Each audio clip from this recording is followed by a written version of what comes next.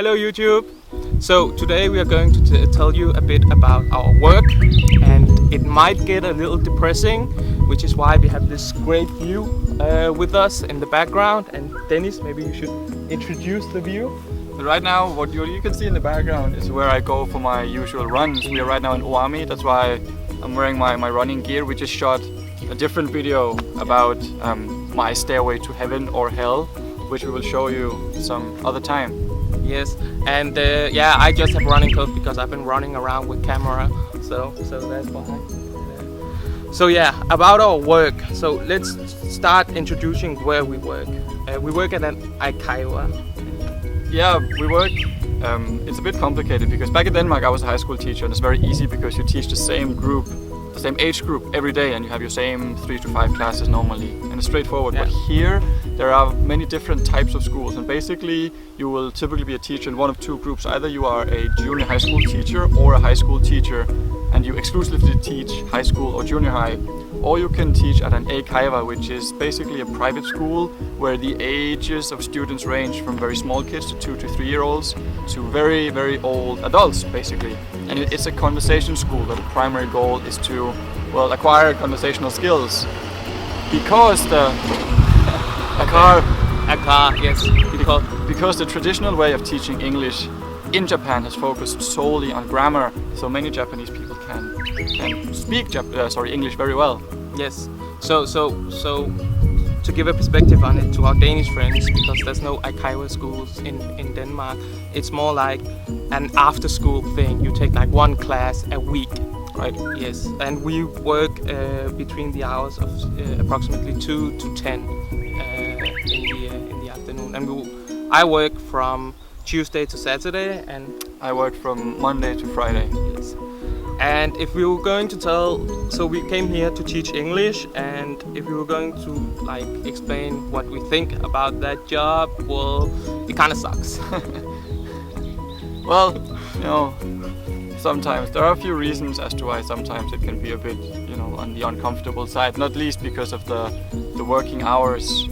I suppose it depends on what type of person you are and what you want in life. If your dream is to teach English to beginners, then come here and do it. It's a wonderful job, and you will be given lots of material and resources and lots of challenges, and it's wonderful. Yeah. But from the get-go, it has neither been Cal's nor my dream to teach this age group for the rest of our lives. So we knew from the beginning that it would be, sort of a challenge. So complaining, I suppose, is a little unfair. Yeah. But nevertheless, that's the situation. Yeah. And because the children, most of the students, they either come directly from work or from school. Very often they are very exhausted. Yeah. Still, they're Japanese, so they're very disciplined and very good students. But it's brutal being a student in Japan. Yeah, they get up at like 5 in the morning, and sometimes when you have a class at 8 or 9, you kind of feel like, okay, I feel bad for myself, and I got up at 10 or 11 today, and here are these kids who got up at 5 and just had their school, had club activities after school, had something else, and then came here, like haven't been home since they left home. Yeah, it's crazy. Every Tuesday, like I try to make my classes fairly energetic and interesting, not maybe so much for the students' sake, but for my own sake, so I'm not bored. But every Tuesday, nevertheless, I have a student who will fall asleep every time. Yeah. He's just so beaten up. Yeah. I have the same student who would fall asleep every time, and it's funny because he's really intelligent too. So I would like wake him up when it's his turn, and he would like give me the answer. And there was this funny episode at one time when he had to read something like "I like food," and he was asleep, and I called his name, yelled his name, made him read aloud, and he was like, "Well, I like food. No, I like sleep." And he fell asleep again. Another weird situation is there's no real incentive to put in more work. I had this conversation with my manager just the other day. She's a very, very nice person, and she was stressing out because she wanted more trial students. Trial students are potential students, and if we get more students, obviously the company gets more money. But we are given a monthly salary, and the salary doesn't change at all, really. And so I tried to sort of sarcastically explain to her, and maybe I did it because I'm Danish, that well, Miss Manager, at least if we work 5 hours more a week, our owner can afford a new car. And she didn't understand it, and Maybe it's a Danish thing. Maybe we Yeah. talked about before that sometimes, I guess, when it comes to work, we're a little spoiled. But it doesn't make any sense to me that, you know, 1 week you work, or 1 month you work X number of hours, and then the next month you work maybe 10 more hours. Yeah. But The salary is the same. salary is the same. It's like there's no Yeah. incentive. No, I have like one of our colleagues who lives in Yokohama. He teaches around 3 to 4 hours every day, 5 days a week, and he gets the same salary as we do. Now there is overpay in our contract, but the amount to when it's overpay is just so ridiculously high that, you know, it doesn't even make sense. And the amount of, because if the school, I guess it's a good thing that we have a minimum salary. They should just make more incentives to like Perform well. perform well, and the overtime should be at a